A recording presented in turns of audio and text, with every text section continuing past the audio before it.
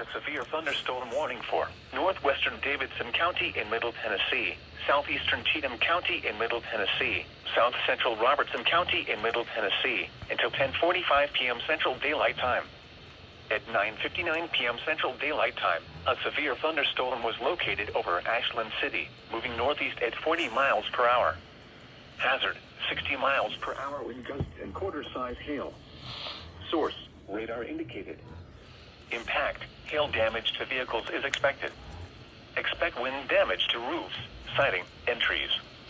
Locations impacted include Ashland City, Coopertown, Pegram, Jolton, Knights Creek, and Beeman Park. This includes Interstate 24 between mile markers 29 and 40. For your protection, move to an interior room on the lowest floor of a building.